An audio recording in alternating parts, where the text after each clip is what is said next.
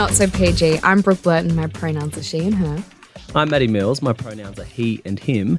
And before we get started, we'd like to acknowledge the custodians of the land on which we record. For me, that's the Gadigal People of the Eora Nation. And for me, that's the Wurundjeri people of the Kulin Nation. Let's get into it.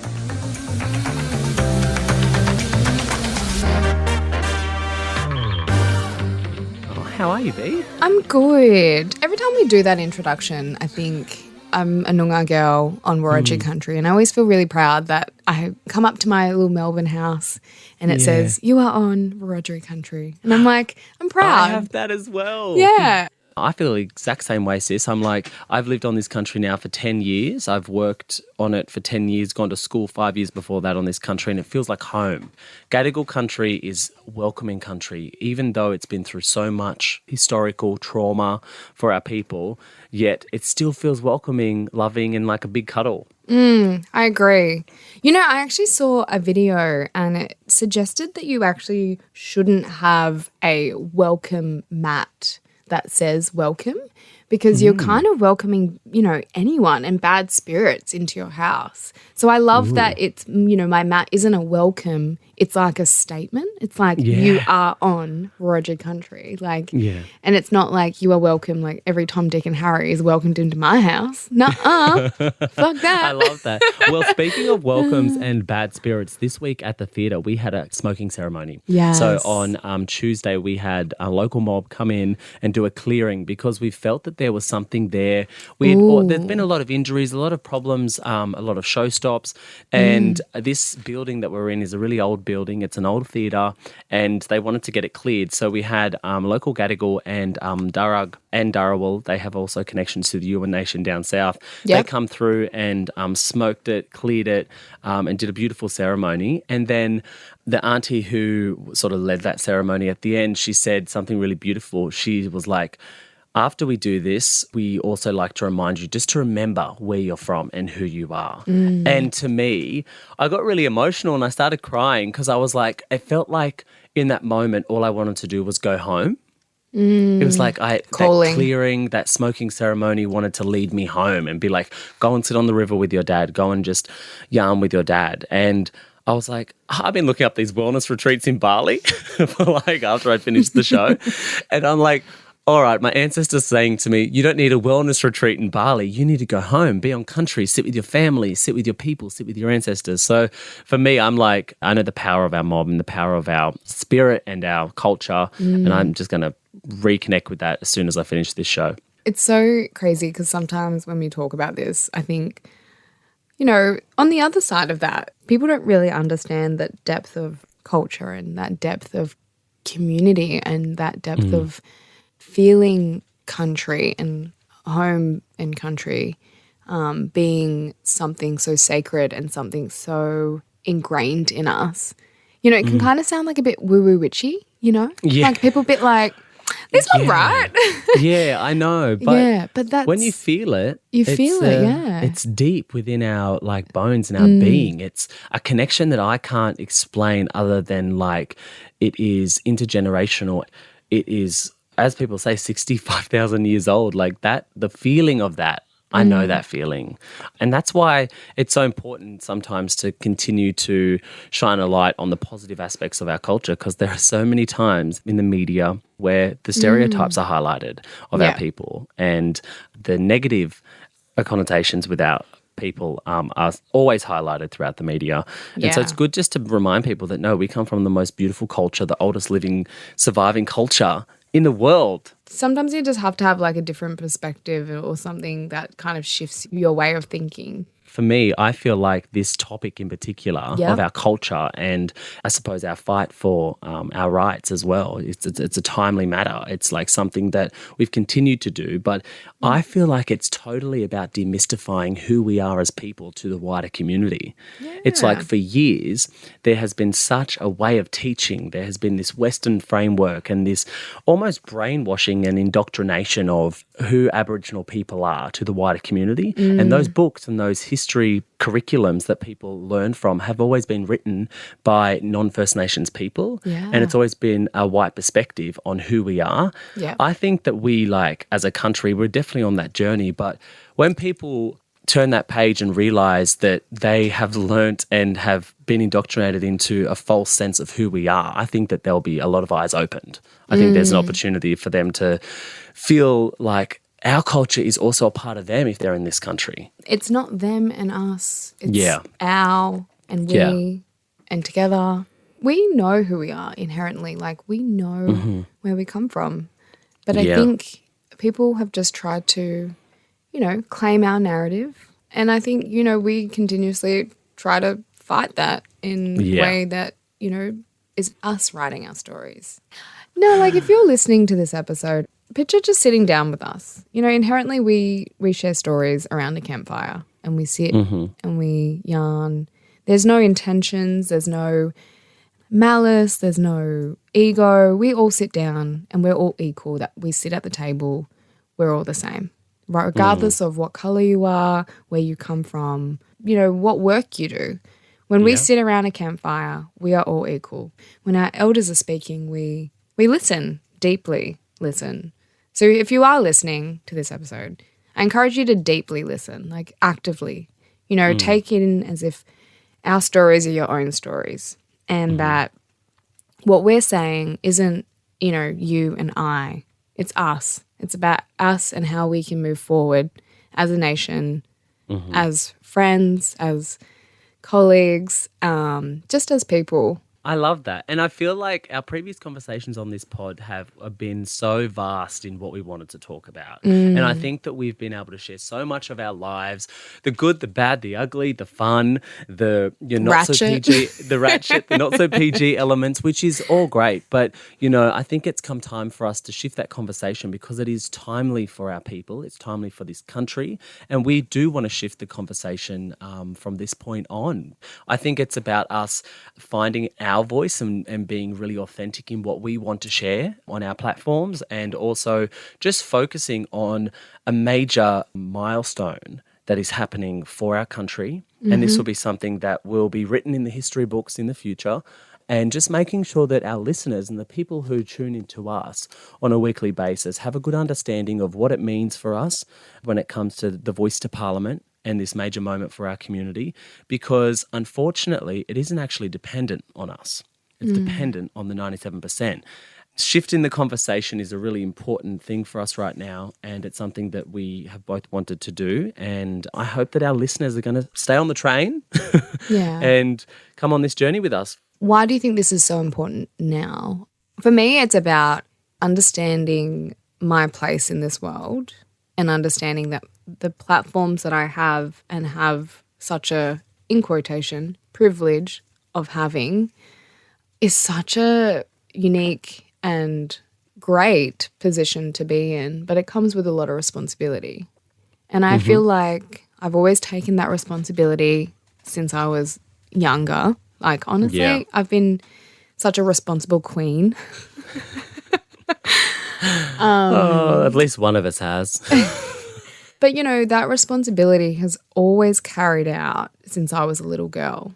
Like, looking after my family, looking after my nana, looking after myself. And I haven't always been an adult. I've grown up so quickly that the responsibility that I've felt at such a young age and still have carried out into my adulthood, it weighs heavily. It feels heavy, but it also feels so worth it and so, overwhelming sometimes. But, I want to take advantage of the fact that I am in a great position to be sharing stories and sharing my life and engaging with community and people that care about us, that want to know about us, but then also care about making change. And I hope that our listeners love the fact that we have such great life experience, even in the bad times. Yeah. But also we're just really passionate people and want to do good and make good. We have a really great opportunity here to use our voices to help younger generations. Like, we didn't have this growing up. We didn't have access to podcasts or people to listen to and look for guidance, and people that, we saw ourselves in. We didn't have that, So I kind of want to take that in and be like, holy shit, who would have thought 11-year-old Brookie would be here Yeah. I thought I was doomed. Like, I thought I would never You come. were never doomed, girl. You always had your ancestors on your side. You always had that drive, intelligence, sparkle, whatever they want to call it. You always had it. It was always going to happen for you. Like, Yeah. one thing that I battle with, and this is something that, because of my experience going to like a really privileged boarding school, and I'm going to put that out there, I was the only black fella at that school for the time I was there. Yeah, but did you pay for that? No. Exactly. I was Did you on have a the opportunity? a scholarship. Yeah. So I wrote a letter to ask them to accept me, to be honest, and then they said no, and then I wrote them another letter, and then they said okay, because I was persistent, and I had to do a speech in front of the board, and I got into that place, right? And I knew why I had to get into that place. I knew that I had to be the first. All these other schools actually offered me scholarships, and I said no, and I got into this place because I knew that if I could get in there, I could wedge the door open, and possibly other black fellas could get in. Now there are 4 every year that go to that school. 4? Accomplish that. 4 every year. I know it's not a big number, but it is something. It is something, and I have to acknowledge that it's something. Yeah. I went it's to 4 times $60,000 a year. You know what I mean? shit. Like it's a big investment in terms of finances for an institution to make. And I'm not saying that should be the number. There should be more. There should be access for black fellas to go to those schools if they want to.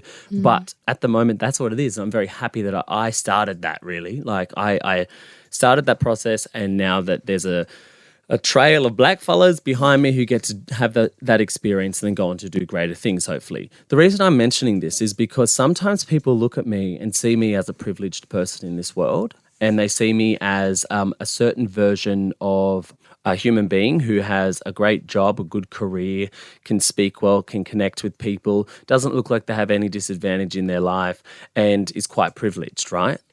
What I need to remind people of is that, unfortunately, due to the gaps between First Nations and non-First Nations people in this country in multiple areas, I'm an anomaly. Let me tell you. And what I mean by that is that don't look at me and think that just because I've got to this position or been able to achieve this or that every other Aboriginal person in this country has the opportunity to, because I'm telling you now they don't. Or access to. They don't. They don't. There's so many people in my world that I'm the only Aboriginal person they would have spoken to. And the reason I know this is because whenever they need quotes for things, whenever they need answers, whenever they want to consult about something, they come to me as if I'm the elder of Australia. I'm like, Yeah. I'm not. You only just met one Aboriginal person. You need to go and connect and figure out and meet other black fellas and realise that they're not all like me. They don't all have the experience that I have. But I'm concerned that people see us and they think, well, if you guys did it, they can do it. And I think that that's a really It's ignorant way to look at it. It's actually extremely hard to make it out of a lot of the disadvantage that our people have faced due to colonisation in this country, and due to the gaps in health, in education, in poverty. For me, it's really hard sometimes having these conversations with people about disadvantage in this country for First Nations people, because they look at me and they go, well, and I'm like, this is the issue. You got to see beyond this. You got to see beyond me. I'm not representative of a lot of what my people are going through. Yeah. I made it out, but I got family who are still facing the harsh realities of the effects of colonisation. Exactly. If we were so advantaged and so privileged in our position, which in some degree, yes, I live quite I live in a nice house. I've got food in my cupboard, and I've got running hot water. But my previous life was that I was in an overcrowded house. We often ran out of hot water because the gas bottle would run out, and partly or most of my childhood I spent starving and having to sneak out, between sessions in school and look for food. And steal other kids' lunches. That's what I did. I didn't want to admit that, but yes. I did. I used to steal their lunches. Yes, I was so hungry. I'd pretend I needed to go to the toilet, and our bags were outside the class, and I'd steal their lunches. See, this breaks my heart, because there are kids. Yeah, it's you look shame. back on that now, you're like, it's survival. We were in survival most of our childhood, and we hate to admit it, but it's a constant reminder to us that our privilege that we have now, it didn't come easy. It did not come easy. Yes, we stand on the shoulders of our ancestors and the people that came before us, but it wasn't an easy lift and ride. It was like surviving. It was constant, like, and the reminder, now how we live and show, this advantage and this privileged position. If we really wanted to, we could just wallow in it and be like, no, they'll figure it out. Yeah. But no, it's not they and them. It's us. It's our family. It's our culture. Like our communities. We take a lot of pride. I think people don't know how, like, they don't know the feeling of pride or proud. Well, no, I've said this in the past. I said the thing that I'm most excited about, and this is genuine, like when I wake up in the morning, the thing that I'm most proud of, I feel like I could win 10 Oscars, 10 fucking gold Logies. You will, yes. The thing that I'm most proud of is like the fact that I'm Aboriginal. And it's something that is just deep in my heart and my soul that I'm like, yeah, that's what pushes me through the day. I'm a proud black woman. Honest to God, like these white men, they come after me. They follow me. They chase me. And I don't give a shit. I'm like, nah, I'm so proud to represent my culture because it's every part of my being, and it doesn't come without the stories, and it doesn't come without the trauma, and it doesn't come without the history. But at the same time, we've achieved so much in our lives. Yeah. But we also have such a younger generation that is going to achieve so much more. I just want to say, firstly, I recognise that the voice to Parliament, I believe this wholeheartedly, that it's not going to change my life a lot. And that's not the reason I'm fighting for a yes in this country. I don't think that my life as an Aboriginal person in my position is going to be that much affected by it. But I have family members, I have community members, and I have people who are directly a part of me that will be affected by this. And I agree with that. Yeah. And I will fight for them, and I will fight because if it affects them, it does affect me, but I'm saying indirectly, And I just want to make sure that the community know that, because I think the voice is going to do way more for regional and remote communities of our people than for somebody like me. And that's why I'm fighting for this. And this is why I'm so adamant about having conversations and giving my side of the coin, because I think that when people simplify it and they understand actually how it's going to affect our community and where the investment is actually going to be placed, I think that their mind and their focus could shift as to why they're voting yes or no. Yeah, I agree. What is The Voice? Well, it's a good John Farnham song that has been very popular for decades. It's the Australian anthem. Fucking hell. I really love that song. And you know what? Detour here real quick. I used to work on The Voice as a production assistant, and all I could think about was, why don't they ever use The Voice by John Farnham as like the theme song of that show? And then I realised that he's never licensed it out to like a big campaign before, except for this campaign. So he's just like handed over the licensing and the rights to push a yes on The Voice. And I'm like, if we got John Farnham, we must have a lot of them fellas who like that song. Well, if it's going to get it over, let's go. So what is The Voice? I'm just going to start with this. It's not symbolic, right? People keep saying it's some symbolic thing. I don't think it has that type of weight of symbolism.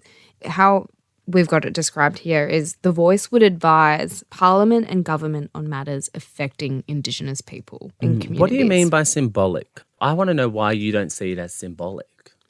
Because I think for me it has way more weight than some symbolism thing. When I think of like... Yeah, so it's not solely symbolic. That's what People exactly. see it as solely symbolic. I think it can have greater impact. Obviously we talk about how it won't impact us directly, but it has way more weight than us just, woo-woo witchy just saying The Voice. What's the word people use when somebody goes really in depth about a topic or a situation and it becomes a conspiracy? A conspiracy. I think people are getting very conspiratorial about The Voice. Yes. And I think that's the next level of that. What you're saying is like the symbolism. They're seeing it as this thing that is like almost brainwashing people. Yeah. And because they've gone there's into been the conspiracy side of things. misinformation. Yeah. It hasn't been clear. Yeah. And there's been so much noise around it. So I think, to say it simply, The Voice would advise Parliament and government on matters affecting Indigenous communities. So what does that mean?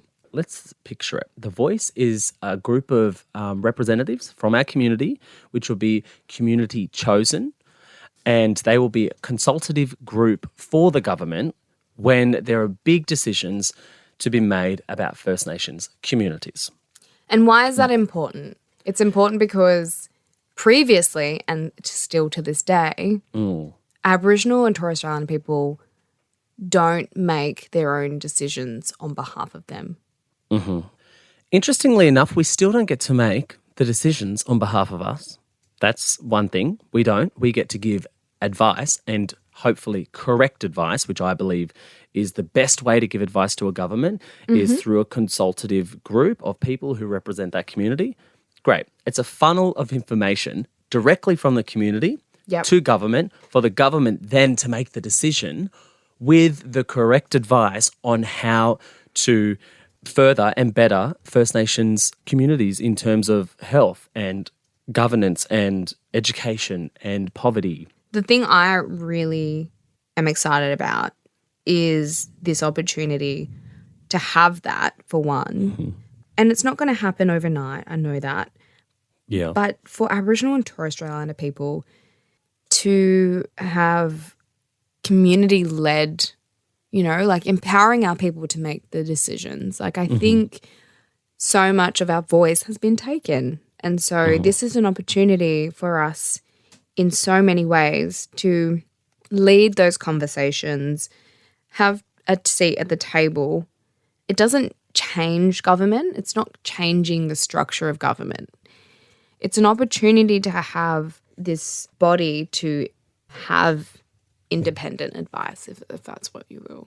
Does that make sense? To give independent advice to the government, yes. In the past, there obviously has been advice given to the government from Aboriginal people and communities and cultural leaders and community leaders.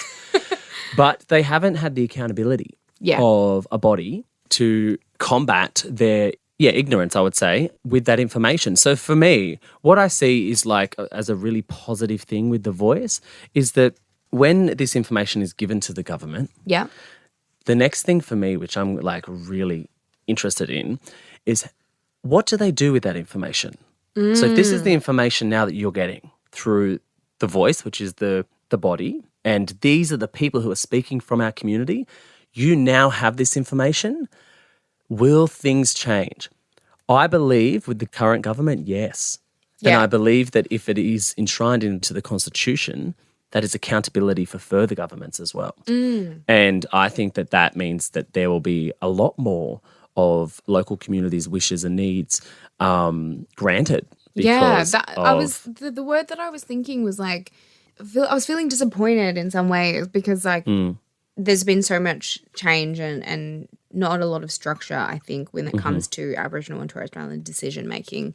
And I think, it's like, well, who's actually going to choose this body and this voice? Like, it's our community. Exactly.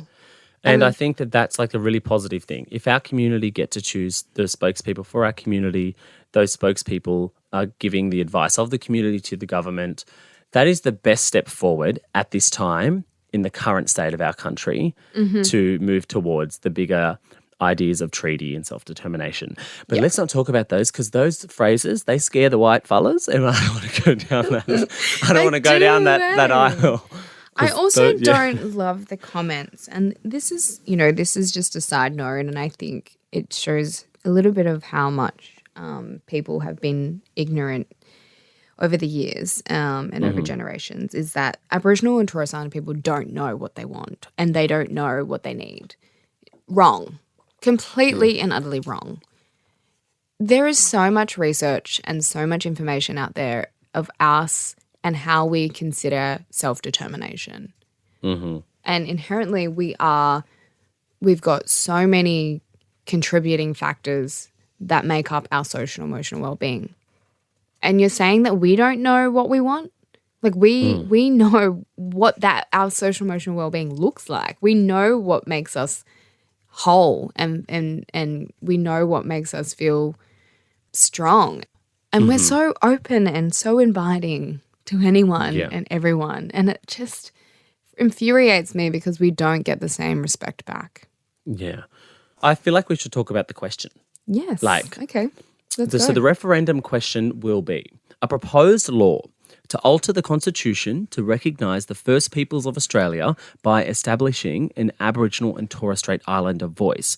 Do you approve this proposed alteration? That's what we're asking the Australian people. Is like, do you approve this proposed alteration? Do you want our First Nations people, our First Peoples of this land and place, who have been here 65,000 plus years, if not longer, our oldest living culture, do you approve this proposed alteration? Again, side note, and I want to talk to this question, and I want to give you a bit of a story because I think it's important to understand where we're at now in this society. So I had a recent conversation with just a local in my area, and I said, "Are you a yes vote?"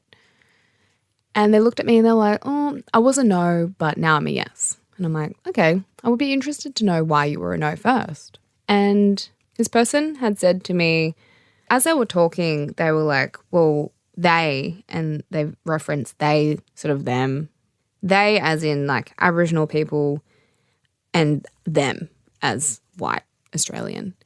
I was like, "What do you mean they, them?" Like I kind of pulled him up on it and was like, "But we're the same." Like I was like, "They, them?" I'm like, "What?" And then he actually stopped in his tracks and was like, "Holy shit, yeah. I've been saying they as if they are separate to me and they're not a person or people, or there's just this like real mentality of them and us and vice versa." And they think, you know, that on itself would look divisive, right? But we are not a divisive nation. First Nations people are not divisive. We're actually so inclusive. And so it makes me really sad that this is a young 28, 29, I don't know how old he is, and he's white, Australian, and that's his mentality around it. And it's then common.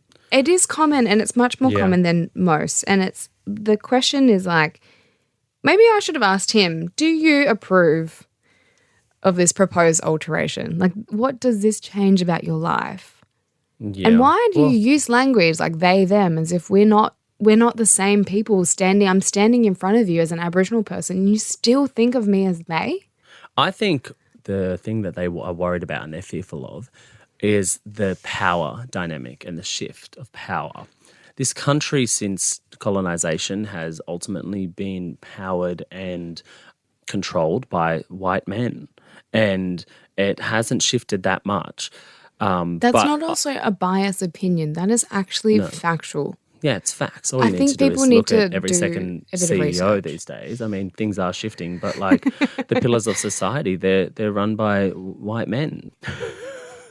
I want to take it back. I want to take it back to the Constitution being amended. And the reason I want to do this is because there is historical evidence as to what there have been amendments in the past. And one of the most significant ones for our people is the 1967 referendum. And I want people to imagine back in 1967 what that amendment did for blackfellas in this country. Yeah. It was a significant moment in the history of our country, the history of our people, and especially First Nations rights in this country. Yep. But I think that they need to understand that just because back in 1967 that we were included in the census of the population, we didn't then just overhaul the government and had power and took over the country and took our land back and created a divisive country where there was black and white fellas. It's like, no, all we're doing is we're inching further along the line for our rights and to be considered as human beings and to be given the rights of everyone else. And in particular, this referendum, it's not that different to the 1967 referendum in my eyes. I think that we've come a long way since that moment, but there have been small steps towards the right direction. Yeah. And for me, this referendum is another small step. I don't want people to overcomplicate it, get wooey-witchy, as you say, and like make Simplify it bigger Yeah. than it needs to be. It's another step in the right direction, and look past your own privilege, Yeah. white guilt, fragility, and understand that this is a significant moment for First Nations people in this country. And where do you want to stand when it comes to history? Are you going to be someone who in 10 years' time realises that maybe you should have voted yes and you voted no? Where do you want your heart to sit? Because, like, once you write no, there's no going back. And a yes, I know, will be a step in the right direction. We are currently in no. One of the best references I've seen across the board when it comes to the conversation around this referendum is Briggs, blackfella rapper, incredibly intelligent man. He was on the project and he said, we are currently in no. Blackfellas generally have a healthy and valid mistrust of government, but I see an opportunity to, help mend the fractured and damaged kind of dialogue that, Indigenous Australia has with the rest of the country. And I feel like I'd rather work towards that because we already live in no. We're already here in no. No is now. I'd rather work towards something different. We would not have this referendum, or we would not have this amount of momentum or fight for our people if we didn't need it. Mm-hmm. So do we want to be here or do we want to move forward? And moving forward means all of us, not just blackfellas, but everyone. Yeah. Wow, that gave me goosebumps. That was powerful. It is. It's like, I think that people overcomplicate it. And to simplify it, and I have spoken about this on previous episodes about my nana. You know this story, right? And you have similar stories. Is that 1967 referendum. I currently stand at 28 years old. And all of that 28 years old of my life, I've had, I've actually been classified as a person. I've been able to live my life having rights, having, I guess, freedom. I say freedom in quotation again. 2 generations, though, above me, not my mother, my grandmother, for her 27 years of her life, she wasn't classified as a person. She had no rights. She could not get an education. She worked for a white family, making beds and making cups of tea and food for a white family. That was in 1967. So that's only 2 generations because my nan was born 1940. So that means, 1967, she was able to be a person other than classified as flora and fauna, as plants and trees. Yeah. If people don't realise how young this country is in a way of not young, because it's not young and it's not in free. Colonisation and in the Western books and the literature that describes this country, it's very young. It's the opposite. Exactly. It's oldest. It's the oldest country and living culture in the world. It's like, how does one get that into someone's head? I actually was having a really sad conversation as well, and a bit of a big reality of where I'm at in life. I did another podcast with the Imperfects, and I think a lot of people have misinterpreted me over the years. We talk about, they see privilege and they see, this Brooke Blurton, the Bachelorette, she First Nations queer. I'm already categorized and judged instantly. But I think a lot of people just thought, there's this young girl, she's in this world, this reality TV world, they judged me. Until, I went on this episode recently and the comments and the messages that I've got since, and, the Imperfects probably reach around 300,000 listens to each episode. 3 white guys around a table and they get 300,000 likes. I love these guys. Hugh is amazing. I love his stuff. Josh is his brother and Ryan is ex sort of radio. Beautiful men. In that way, I felt very privileged being at their table because I was like, oh my God, this is an opportunity. This is so great. But then at the same time, I was like, actually, no, you're privileged to sit and listen to my story.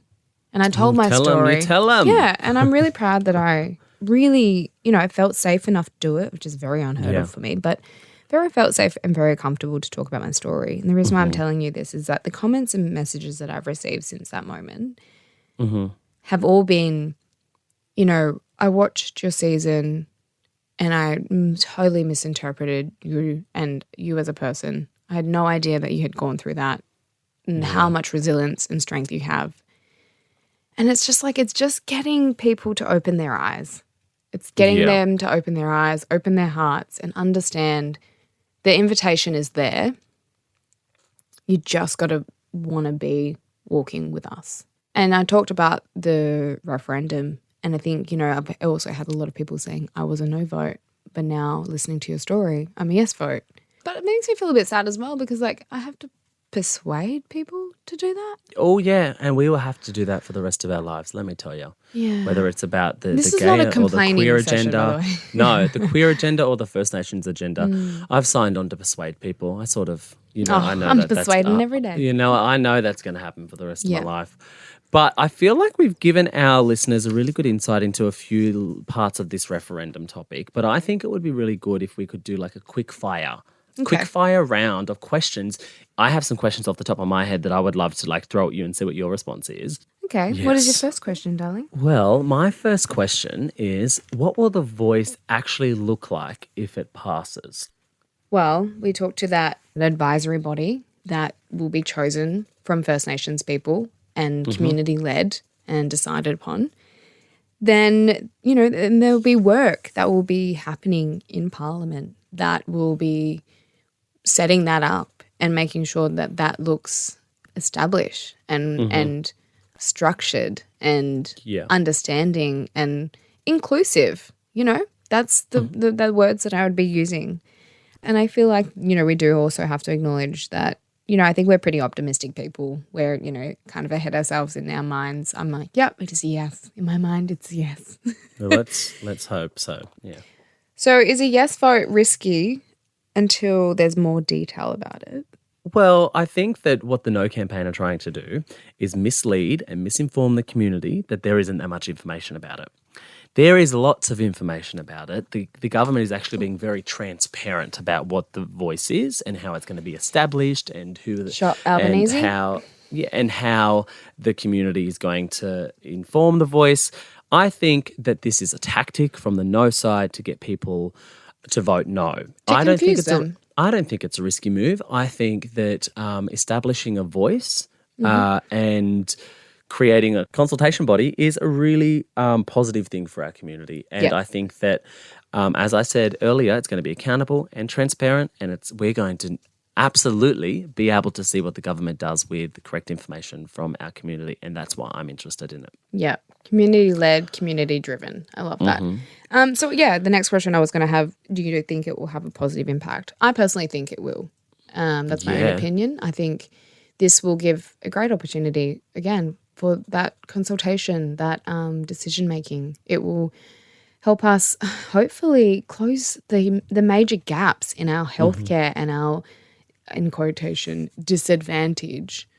Not, it's the stats in there. Yes, we have. I mean, we've been trying to close these gaps for what? Years. Has it been, am I wrong to say it's been close to 20 years? No, I think if Close the gap? 2007. Okay. So it's just under. Nearly. Yeah, so it's been over a decade of these closing the gap measures with the work of the government and the investment in First Nations people, supposedly, in communities to close the gap.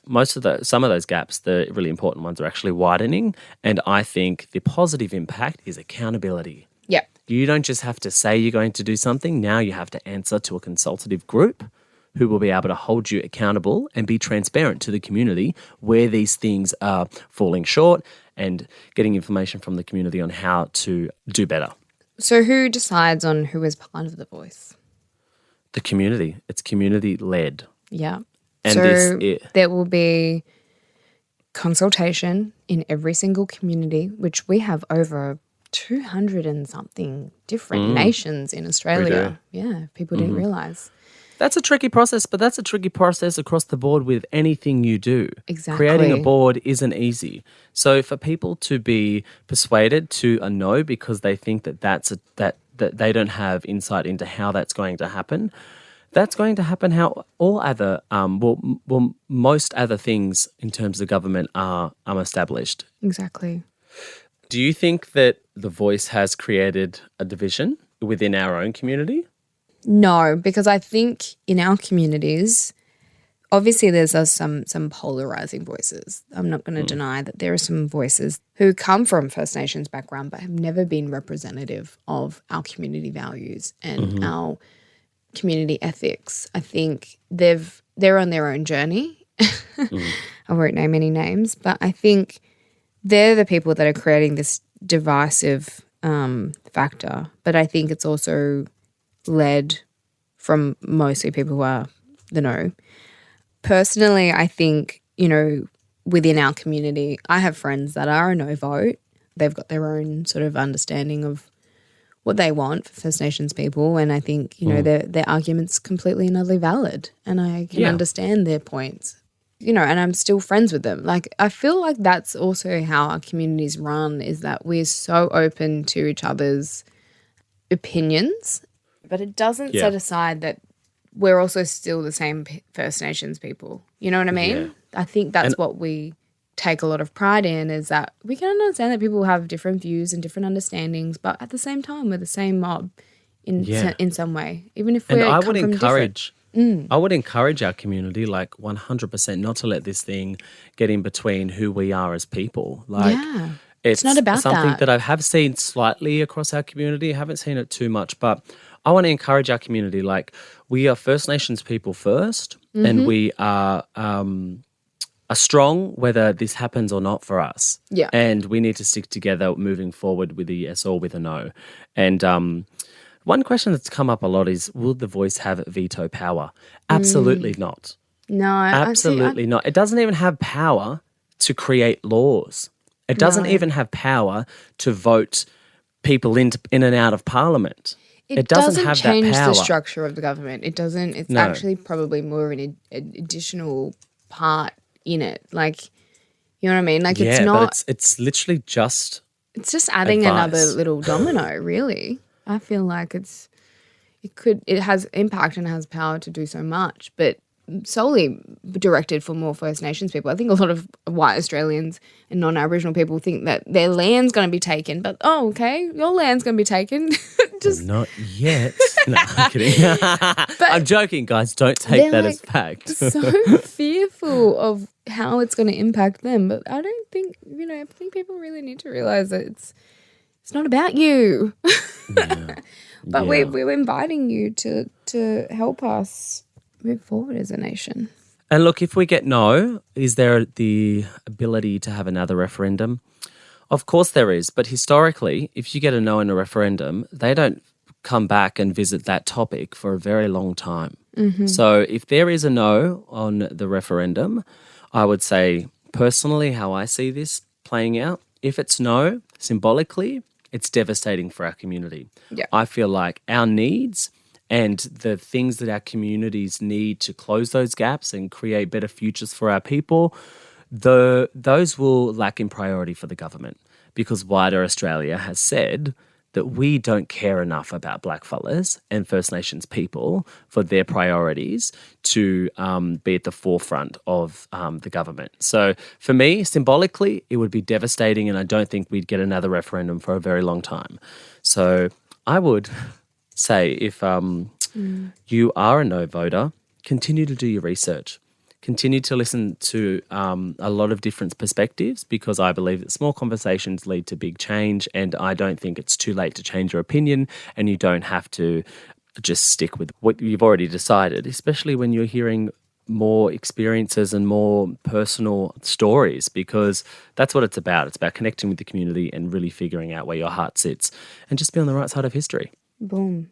On that note, I think, this is a great opportunity to wrap up this episode. Really encourage people, again, to still do the research. If you want to know a bit more about First Nations history, Google the Stolen Generation, Google the Bringing Them Home report, the Uluru Statement of the Heart, what that means, voice, treaty, truth. What does treaty mean? What are treaties? Why is it so important to have the voice?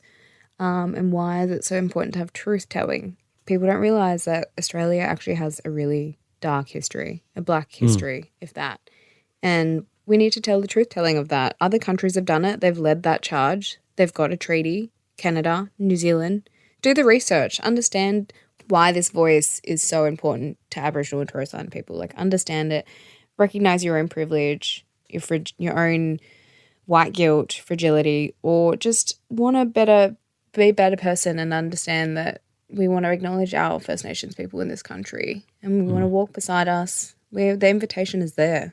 Maybe next episode we can do a bit of a comparative study on what has happened across the seas, We didn't get to that in this episode, but there are so many examples of how a voice or a consultation body has assisted with the betterment of First Nations communities across the world. So I think maybe we can, take a deep dive into that next time. What do you reckon? I feel like that's a really good idea. And if you have any questions, I definitely encourage you to send them to us. But Deadly. That's all we have time for today, and we look forward to obviously next episode.